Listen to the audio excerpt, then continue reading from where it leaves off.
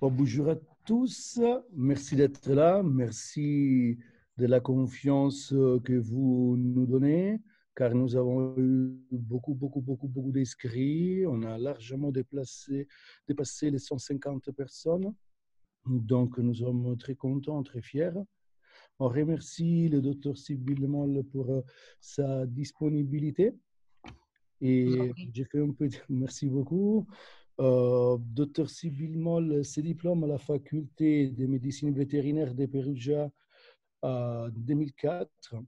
Après une période de pratique en médecine et chirurgie équine auprès de la clinique AMC 2001-2005, elle concentre ses intérêts sur la rééducation et thérapie physique du cheval et obtient en 2010 la certification de thérapeute de la rééducation équine, Equine Rehabilitation Therapist, à l'Animal Rehabilitation Institute en Floride. Depuis, elle a dédié son activité professionnelle au traitement des chevaux de sport à travers les thérapies manuelles, les conditionnements athlétiques et la rééducation de la posture. En 2011, elle devient la première vétérinaire à niveau mondial avec une certification officielle d'instructeur kinésotaping et développe avec 15 cases les programmes d'application du taping dans les chevaux qu'elle enseigne pour la Kinesiotaping Association jusqu'en 2016. Depuis 2018, elle propose son propre programme de certification en taping kinésiologique du cheval à travers la plateforme d'éducation de l'Animal Rehabilitation Institute. En 2019, elle devient diplômée de l'American College of Veterinary Sport Medicine et Rehabilitation à travers la voie de l'initial applicant. Le Dr Moll est conférencier, invité dans plusieurs congrès nationaux et internationaux sur les sujets du tapping et de la rééducation du cheval. Elle est autrice invitée du chapitre sur le tapping du cheval dans l'édition d'avril 2016 du Veterinary Clinics and North American Equine Practice. Merci d'être là. Je vous donne la parole. Merci beaucoup, Emmanuel. C'est très gentil. Merci beaucoup d'avoir eu confiance en moi pour faire cette présentation qui, par ailleurs, disons, s'améliore d'une fois sur l'autre parce qu'on avait commencé avec une version italienne et maintenant, voilà, on est ici en langue française pour parler du laser à haute puissance. Donc, dans le cas spécifique, en fait, les cas cliniques traités et une bonne partie de la théorie se basent surtout sur l'évaluation de votre technologie qui est celle de l'UMIX CPS.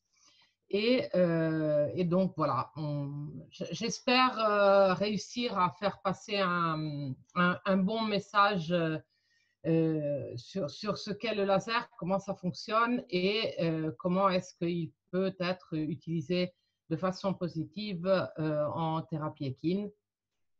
Évidemment, la thérapie canine peut aussi être envisagée, mais comme ce n'est pas mon champ d'activité pratique quotidien, les cas cliniques seront en équine, mais voilà, c'est tout. Donc, je pense qu'on peut commencer si Julien nous donne l'OK pour les personnes qui sont en train de rentrer de la salle d'attente. Vous pouvez y aller, il n'y a pas de souci. OK, super. Alors, j'y vais. Allez-y. Alors, le laser, en fait, est l'acronyme de Light Amplification by Stimulated Emission of Radiation. Qu'est-ce que cela veut dire? Eh bien, que, en fait, la lumière laser est produite à travers la stimulation électrique de cristaux qui, suite à des modifications de leur composition, peuvent émettre une lumière visible ou pas visible selon sa longueur d'onde et qui ont des caractéristiques particulières qui sont en fait aussi connectées au type de matériel actif dont le laser est fait. Évidemment, Alors, le laser a été développé assez récemment, parce que 1960, c'est pas très loin. Au niveau thérapeutique, c'est une forme assez récente. Une première théorie avait été théorisée déjà en 1917 et des milliers de différents lasers en fait ont été testés et la plupart n'est jamais sorti des labos de production. Leur utilisation n'est pas uniquement dans le milieu médical. Si on pense qu'il y a des lasers qui sont utilisés en industrie, par exemple, de construction ou pour couper les métaux et tout ça. Et il y a différents types de lasers. Alors, j'en ai reporté certains juste pour vous donner une idée en fait, de l'amplitude que juste le petit mot laser peut couvrir. Donc, les lasers à gaz, par exemple, qui sont utilisés en... alors, il y en a un qui est intéressant, c'est celui à hélium-néon. C'est le laser qui est utilisé pour lire les codes barres juste au supermarché. Donc, on a affaire au laser même quand on fait les courses.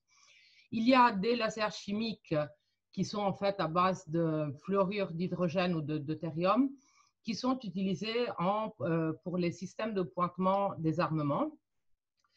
Il y a des lasers à vapeur métallique qui sont utilisés pour les imprimantes, mais aussi pour les thérapies photodynamiques, comme c'est le cas par exemple des lasers à vapeur d'or. Les lasers à l'état solide sont ceux dont on va parler aujourd'hui, qui sont les lasers les plus répandus dans le milieu médical et surtout dans le milieu thérapeutique. En particulier, le laser Rubin n'existe pratiquement plus, mais ça a été le premier laser qui a été développé par Meinmann. Actuellement, on utilise principalement des lasers Nd:YAG, c'est-à-dire qui sont faits avec du néodymium et qui sont donc utilisés en fait autant en chirurgie et en thérapie que dans le système industriel pour les coupes des métaux. Et enfin, les lasers semi-conducteurs sont les lasers qui sont utilisés en télécommunication ou pour les pointeurs laser pour la lecture des DVD et CD. Donc ça, c'est un peu tous les types de lasers qui existent. Alors, voilà, un peu de chimie, parce que pour comprendre un peu comment le laser fonctionne, je voudrais vous expliquer comment il est construit. Alors, le laser est fait d'un matériel actif, donc qui est excité par le courant électrique. Ce matériel actif a deux composants. Un cristal qui est généralement un cristal de terre rare ou de métaux de transition. Alors, voilà pourquoi notre sympathique table chimique. Alors, les terres rares et les métaux de transition, ce sont ceux qui se trouvent ici dans la petite partie en bas. Et puis, il y a un host, c'est-à-dire comment dire, un réactif qui va réagir avec ces cristaux. Et en général, ce sont soit des oxydes, soit des fluorides qui, une fois qu'ils sont excités par l'impulsion électrique, réagissent avec le cristal. Alors, la différence, c'est que les oxydes ont des propriétés thermomécaniques meilleures, donc ils seront plutôt utilisés dans les lasers industriels, alors que les fluorides ont des propriétés thermo-optiques meilleures. Dans le cas de notre laser Nd:YAG, notre cristal, c'est un cristal, c'est la partie YAG de notre petit mot.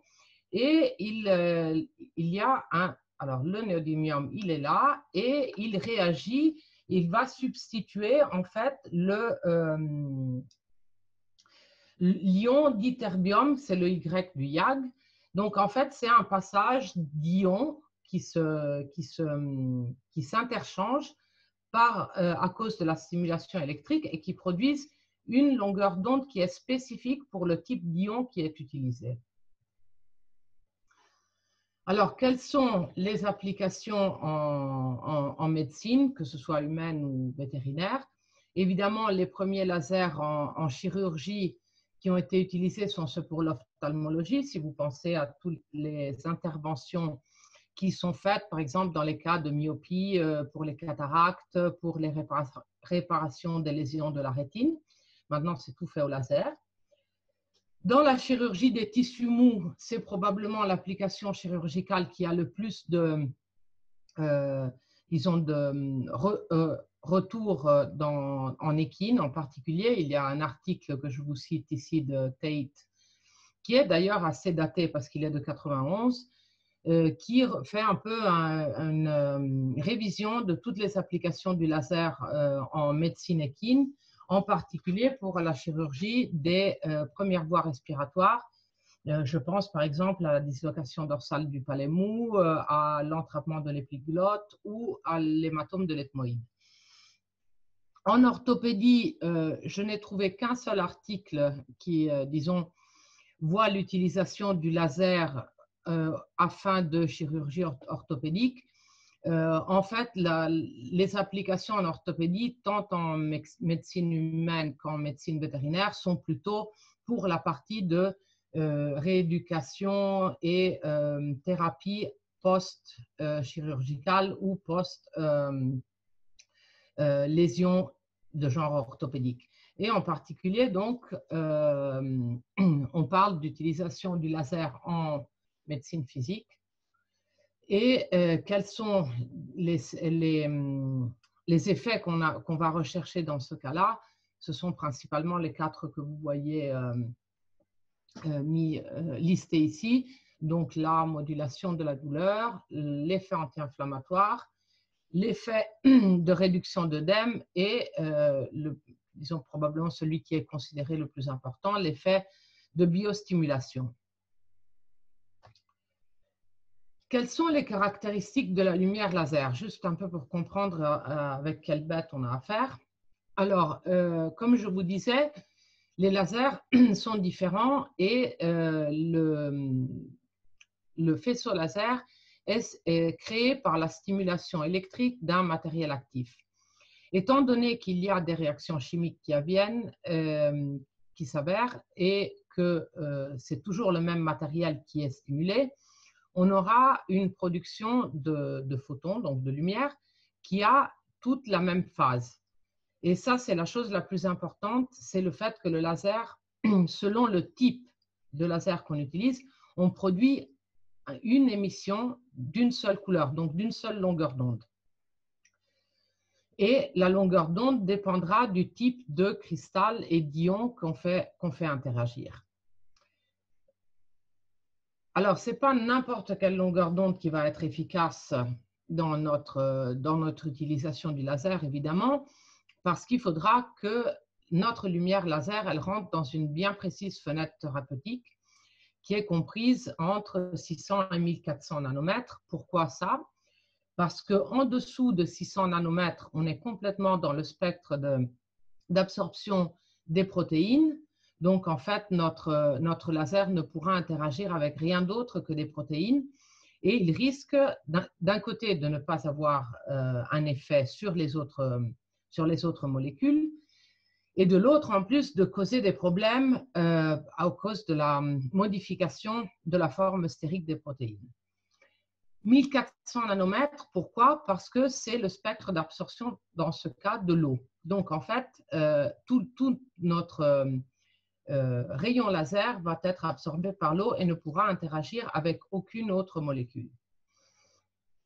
Et enfin, la chose la plus importante, évidemment, c'est d'avoir une lumière laser qui est capable de pénétrer dans les tissus, parce qu'autrement, on n'a aucun effet thérapeutique. Alors, évidemment, la longueur d'onde doit être inclue dans la fenêtre thérapeutique dont on parlait.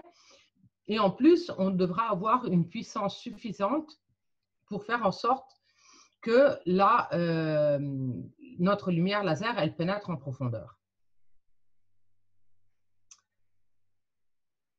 En plus disons, de ces premières informations, il y a une grande importance qui est à reconnaître à la forme, c'est-à-dire à la typologie de source laser. Alors, au tout début, les premiers lasers sont tous des lasers en émission continue. Avec l'évolution de la technologie, les sources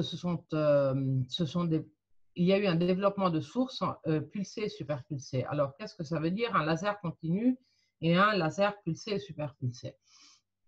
Le laser continu, donc, comme le mot le dit, émettra son rayon laser de façon continuative.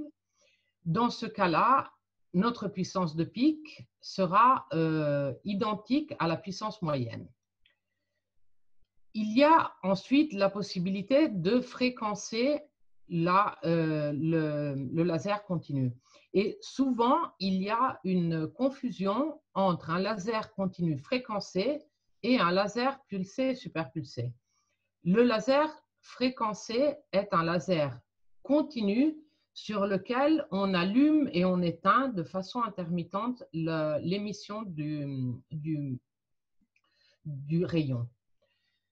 C'est un peu, souvent ça fait penser, je ne sais pas, je me rappelle un film que je voyais quand j'étais petite, dont je ne me rappelle plus le titre, mais alors c'était le petit gag de la lumière qui s'allume et qui s'éteint. Ça, c'est le laser continu fréquencé. C'est totalement différent d'une source pulsée ou superpulsée. C'est-à-dire que dans le cas des sources pulsées et superpulsées, on a des impulsions très, très brèves avec des fréquences beaucoup plus hautes que celles qu'on peut avoir en fréquençant un laser continu. La différence entre le laser pulsé et superpulsé réside dans les fréquences utilisées. C'est-à-dire qu'on parle d'un laser pulsé entre 1000 Hz et 29 000 Hz, alors qu'un superpulsé sera entre les 30 000 et les 100 000 Hz.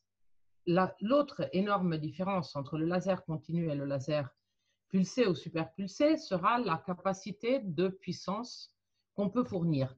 C'est-à-dire qu'avec un laser continu, on peut donner seulement une puissance réduite et on utilisera des temps plus longs, alors que grâce à la très brève durée des impulsions laser du pulsé et du superpulsé, on pourra avoir des puissances de pic extrêmement élevées et donc utiliser des temps de traitement beaucoup plus courts. Donc, un peu pour essayer de faire la comparaison entre les deux types de lasers. Donc, le laser continu aura besoin donc d'un temps beaucoup plus long pour délivrer une même quantité d'énergie. Et comme il faut un temps plus long, si on met en comparaison la quantité d'énergie délivrée par le laser continu et par le laser pulsé ou superpulsé, on aura en fait un changement de température superficielle causé par le laser continu, c'est-à-dire que les tissus vont se réchauffer beaucoup plus et donc on aura un effet biologique différent. Le top est évidemment la possibilité d'utiliser des lasers qui combinent les différents types de sources, parce que ce n'est pas que le laser continu, il n'est pas utile. Il y a une utilité aussi dans les sources continues. Et donc, le fait de pouvoir combiner plusieurs types de sources, même voire tous les types de sources, est beaucoup plus utile parce qu'on peut utiliser l'effet synergique à fin thérapeutique des différentes sources, c'est-à-dire utiliser la meilleure partie de chaque source dans son interaction biologique pour avoir un résultat majeur dans un temps plus bref. Alors, il y a un article assez intéressant qui est paru bien récemment parce qu'il date d'il y a juste 2 mois, où il y a eu une étude qui a comparé en fait un laser de classe 4, donc de toute façon un laser assez puissant, mais qui émet en continu, à ce que l'auteur appelle Photobiomodulation Therapy Device, c'est-à-dire en fait c'est un laser, mais qui a des caractéristiques différentes parce qu'il combine 4 différentes longueurs d'onde, dont certaines sont continues fréquencées et superpulsées. Les résultats qu'ils ont obtenus dans cet article ont été de se rendre compte que la profondeur de pénétration de cet appareil de photobiomodulation est plutôt plus importante par rapport à celle d'un laser de classe 4 qui émet en continu. Alors, l'exemple de combination de ces 3 types de sources, c'est en particulier le laser dont on va parler aujourd'hui, c'est-à-dire le Lumix CPS, qui est un système de dernière génération enregistré récemment et qui permet donc de mélanger les différents types de sources. Il est possible non seulement d'avoir des sources différentes, mais aussi des longueurs d'onde différentes. Disons le minimum, c'est 3. On peut arriver jusqu'à 5 longueurs d'onde qui travaillent en même temps sur un seul spot.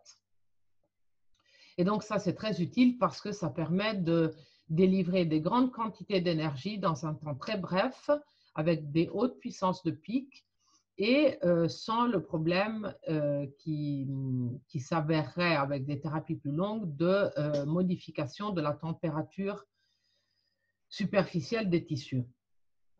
La source pulsée, comme vous voyez ici, c'est juste un peu de physique, a une durée de la pulsation, donc de l'impulsion, qui est très très brève. 70 nanosecondes, c'est rien du tout. Et vous voyez dans le graphique ici à droite, il y a une comparaison de la profondeur de pénétration qu'on peut avoir avec les différents types de lasers. Alors, le premier sur la gauche, votre petit orange là, c'est le laser continu. Donc, non seulement le laser continu tout seul, comme il ne peut pas avoir des puissances de pic particulièrement importantes, ne réussit pas à pénétrer des grandes profondeurs. Les lasers pulsés tout seuls, qui sont ici, ils peuvent pénétrer beaucoup plus en profondité, mais évidemment, si vous allez voir l'utilité du système CPS qui est ici tout sur la droite, c'est le fait que les deux sources se combinent pour rejoindre des profondeurs pas énormément majeures, mais sans doute avec des temps beaucoup plus brefs. Alors, comme je vous disais, on utilise différentes longueurs d'onde dans le cas en particulier des lasers combinés. Et les différentes longueurs d'onde auront des effets biologiques différents sur la base de leur interaction, en particulier avec les chromophores. Les autres paramètres qui seront importants à prendre en considération quand éventuellement vous choisirez un laser ou de toute façon quand on parle de thérapie laser, c'est donc non seulement la longueur d'onde à cause de son interaction biologique, mais aussi les différentes puissances, donc en particulier la puissance de pic qui détermine la profondeur de pénétration, la puissance moyenne qui, elle, détermine la densité d'énergie qui est délivrée au tissu. Les temps d'exposition, évidemment, parce que ceux-ci ont une influence sur la puissance moyenne. Les facteurs d'absorption et transmission des tissus, c'est-à-dire que selon quel tissu vous êtes en train de traiter, vous aurez des interactions différentes. Et enfin, bien prendre en compte qu'on soit en train d'utiliser une profondeur de pénétration adéquate au tissu que l'on veut traiter. Il faut sur ça se rappeler qu'il y a une petite différence en matière de capacité de pénétration des rayons laser pulsés, superpulsés. Ça vous étonnera probablement, mais la source pulsée a en fait une majeure capacité de pénétration par rapport à la source superpulsée. Donc en fait, quand on veut rejoindre des profondeurs particulièrement importantes, il faut se rappeler d'utiliser des sources qui soient pulsées et non superpulsées, donc des fréquences plus basses par rapport à la superpulsation. Comme je vous disais, le rayon laser interagit avec les chromophores et avec l'eau. Alors évidemment, les chromophores, qu'est-ce que c'est que ça? Les chromophores sont les différentes molécules qui se trouvent dans tout l'organisme et en particulier et qui sont sensibles à l'action de la lumière. Alors, certaines que je vous cite sont en particulier l'hémoglobine, la myoglobine, évidemment la mélanine, et un chromophore particulièrement important est le cytochrome C oxydase, c'est-à-dire que c'est le chromophore qui est contenu dans les mitochondres, et c'est par l'interaction du rayon laser avec le cytochrome C qu'on obtient la plupart des effets biologiques du laser. Le laser interagit évidemment aussi avec l'eau, donc il sera important de se rappeler quel est le contenu à peu près d'eau dans les différents tissus. Donc je vous reporte ici quelques pourcentages. Ce qui est intéressant, c'est que les tissus pour lesquels on utilise au mieux le laser sont donc cartilage, tendons, ligaments et muscles, et vous voyez qu'ils ont une quantité d'eau assez importante. Alors, comment est-ce que le laser interagit avec les tissus et quels sont les effets biologiques? Évidemment, les effets biologiques sont particulièrement reliés à la longueur d'onde qu'on utilise. Donc, non seulement il sera important de comprendre quelle est la capacité de pénétration directement reliée à la puissance de pic, mais aussi quelle longueur d'onde on veut faire interagir avec les différents tissus pour avoir un effet thérapeutique adéquat. Alors là, l'action biologique se base sur l'interaction, principalement, on l'a dit, avec l'eau, et on prend comme référence l'interaction avec l'hémoglobine, donc HB pour hémoglobine. Vous voyez qu'à 650 nanomètres, l'absorption par l'eau est très basse, mais l'interaction avec l'hémoglobine est plutôt importante. Et ça va être très intéressant pour avoir un effet coagulant. D'autre part, le fait qu'il y ait une basse interaction avec l'eau et une importante interaction avec l'hémoglobine, donc en fait avec les protéines des tissus, fait en sorte que ce type de longueur d'onde est excellent pour stimuler la régénération des tissus.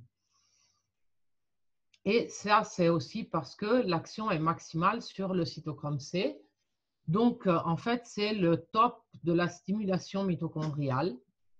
Et c'est la raison pour laquelle cette longueur d'onde est en particulier utilisée aussi pour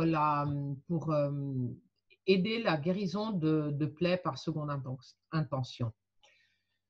À 810 nanomètres, l'absorption de l'eau augmente un petit peu. L'absorption de l'hémoglobine est extrêmement basse. Cette longueur d'onde peut donc rejoindre des profondeurs importantes. En fait, les profondeurs que cette longueur d'onde rejoint dépendent beaucoup de la couleur de la peau ou du poil, parce que cette longueur d'onde est la plus proche du spectre d'absorption de la mélanine. Et donc, en fait, il faudra prendre en considération quelle est la couleur. Bon, en général, les animaux, pour la plupart, ont une peau foncée, mais ce sera très important, par exemple, de prendre en considération le fait que cette longueur d'onde est sensible à la couleur de la peau. Si, par exemple, je pense, on est en train de stimuler un tendon sur un cheval qui a la peau rose parce qu'il a des balsanes.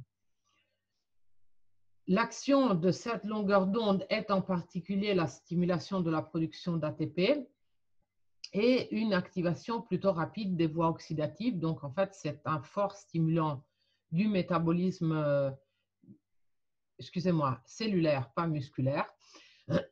Et en particulier, son action se manifeste surtout sur l'œdème et l'inflammation.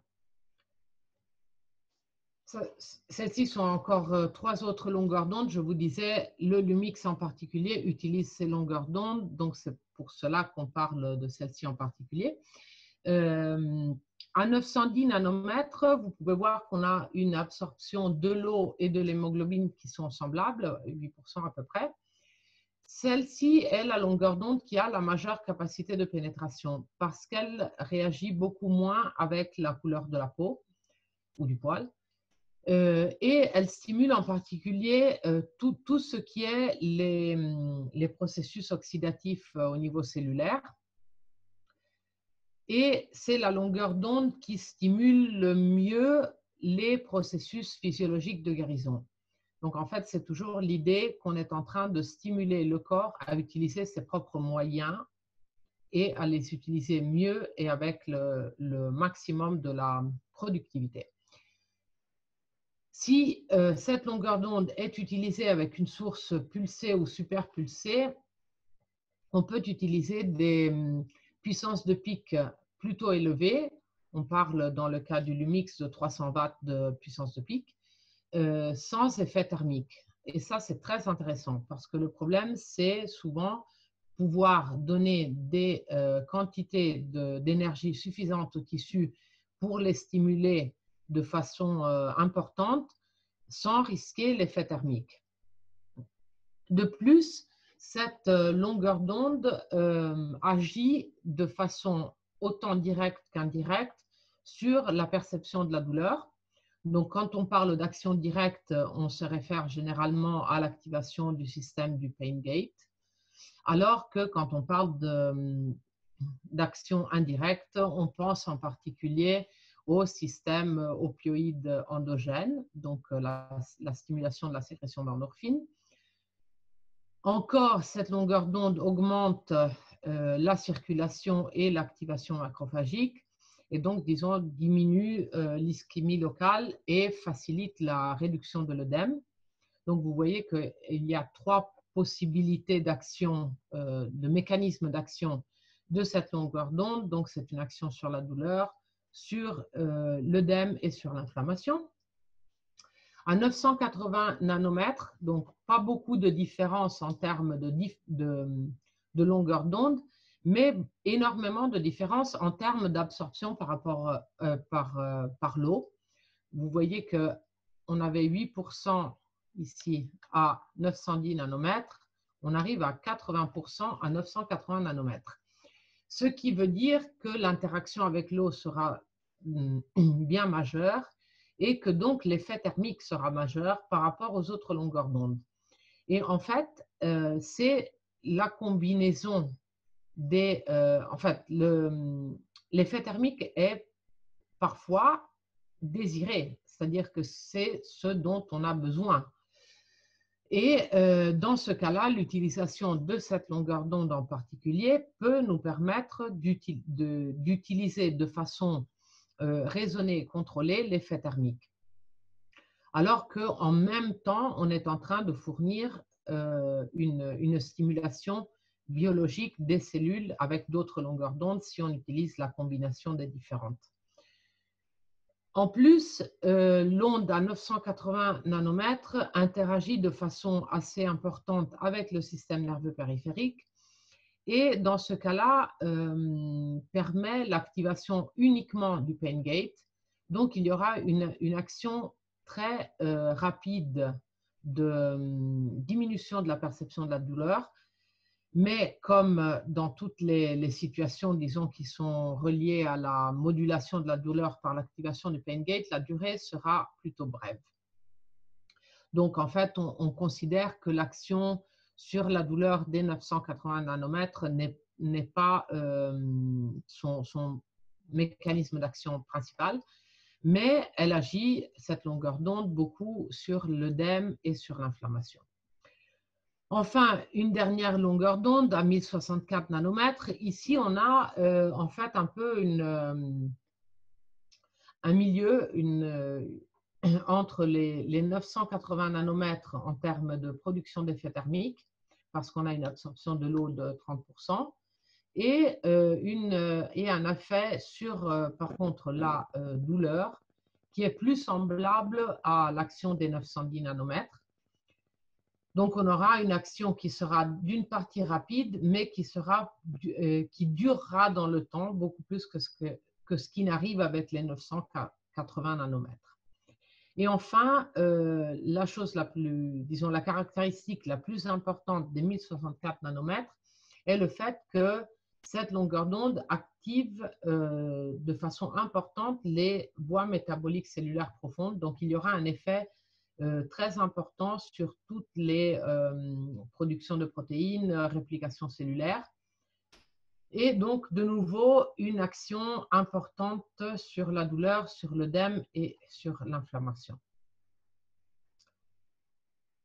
Donc, un peu pour faire le bilan, la profondeur de pénétration, on a vu que c'est extrêmement important et elle dépend de l'action des différentes longueurs d'onde. Elle dépend de la puissance moyenne et du type d'émission que l'on utilise. Et en particulier, elle dépendra de la puissance de pic. Et on verra dans les diapos suivantes quelle est l'importance de la puissance de pic aussi. L'utilisation, comme on a dit, des sources pulsées ou superpulsées nous permet en particulier d'utiliser des puissances de pic majeures sans le risque des effets thermiques qui sont assez typiques en fait du laser continu. Alors, j'ai voulu un peu baser la suite de cette présentation sur l'analyse de quelques travaux scientifiques qui ont été présentés, parce que je pense que c'est utile de voir au niveau scientifique qu'est-ce qui a été fait et prouvé, plus ou moins, sur la thérapie laser. Alors, en particulier, donc, on recommence avec la profondeur de pénétration. Cet article est assez récent, en fait, parce qu'il date de 2016.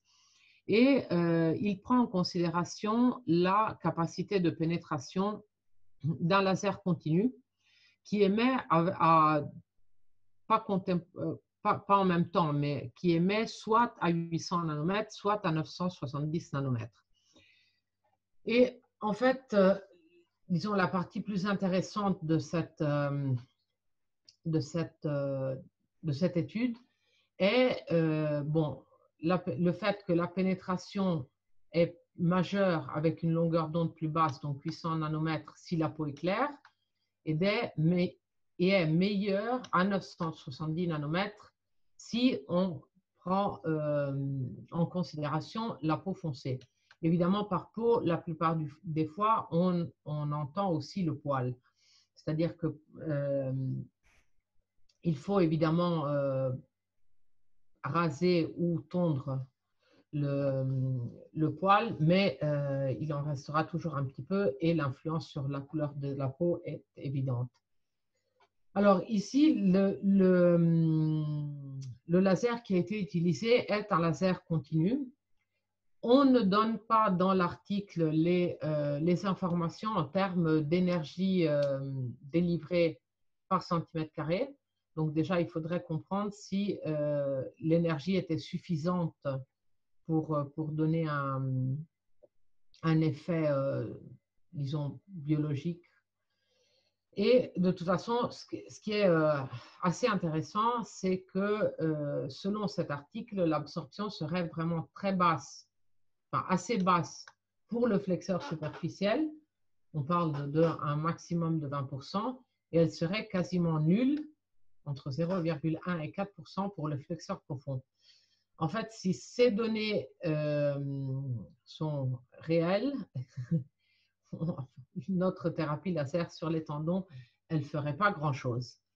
Donc, disons, cette étude est intéressante parce que quand même, ça a été une première tentative de comprendre comment le rayon laser passe à travers les tissus. D'un autre côté, il y a plusieurs limitations liées en particulier à l'utilisation d'échantillons de cadavres, donc en absence de flux sanguin et d'hémoglobine en particulier, et puis l'utilisation de tendons qui n'avaient pas de lésion. Donc en fait, une des questions que même l'auteur se pose est: est-ce qu'un tendon avec une lésion absorbera l'énergie de façon différente, ce qui est assez probable en fait. Un article juste de l'année successive, en fait, donne des informations assez contradictoires. Et c'est exactement la raison pour laquelle j'ai mis les deux articles l'un après l'autre. C'est-à-dire que juste l'année suivante, in vivo cette fois, donc c'est déjà un peu plus intéressant, cet article a démontré que la couleur du manteau n'a aucune influence sur l'absorption pas tant sur l'absorption, sur la transmission de la lumière laser à travers les tissus.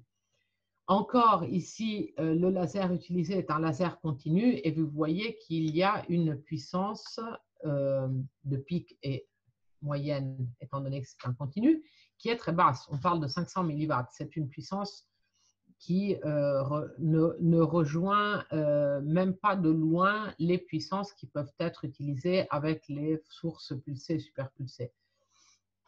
Ce qui est intéressant, c'est qu'il y a une association entre la transmission du laser et la préparation de la zone d'application. Et ça, c'est particulièrement intéressant parce que ça nous démontre qu'il serait préférable de toujours raser le poil avant d'appliquer le laser. Passons maintenant aux effets biologiques. Cet article, qui est aussi assez récent, 2016, prend en considération l'effet du laser sur les cellules souches dérivées de sang périphérique. Alors ici, il y a déjà l'utilisation d'un laser en combiné. Donc, on a une longueur d'onde en continu à 660 nanomètres. On ne nous donne pas la puissance dans ce cas-là. Et une onde pulsée à 905 nanomètres. Et ici, on voit que la puissance de pic augmente beaucoup par rapport aux 500 milliwatts de l'étude précédente. On ne sait pas, par contre, à quelle fréquence le laser pulsé est utilisé. Donc, il manque un peu de données. C'est ce qui arrive souvent, en fait, dans beaucoup d'études scientifiques, qu'il manque un peu de rigueur dans la quantité d'informations qui doit être fournie.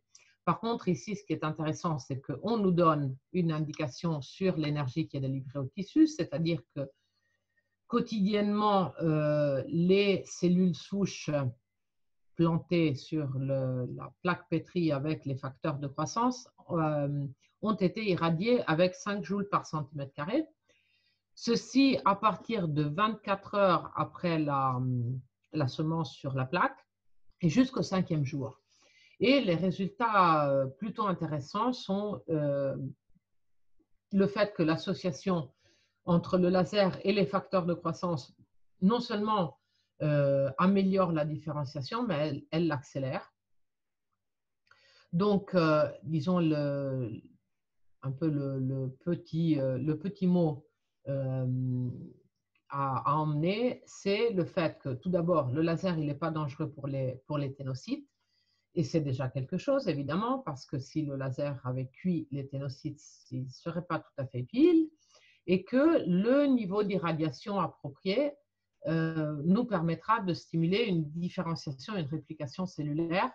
Et en particulier, ça c'est très intéressant pour les applications potentielles en combinaison avec les thérapies cellulaires. Donc, je pense par exemple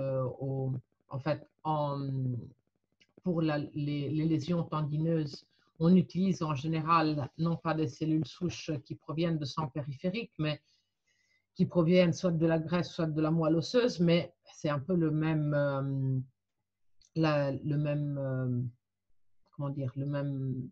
principe, excusez-moi. Donc, savoir que le laser peut être utile aussi en combinaison avec les cellules souches.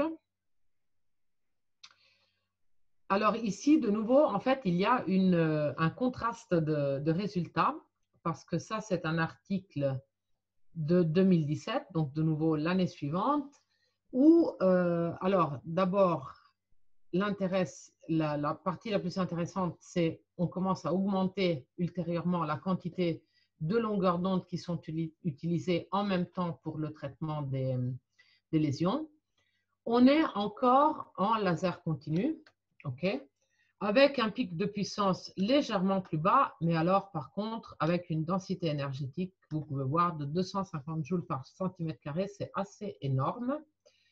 Le traitement, il a été appliqué cette fois au cas clinique de tendinite ou de desmite, une fois par jour, 20 minutes pendant 2 semaines. Donc, c'est un temps de traitement assez long. Si vous faites la multiplication, 14 jours à 20 minutes, ça fait 280 minutes de traitement et c'est pas mal.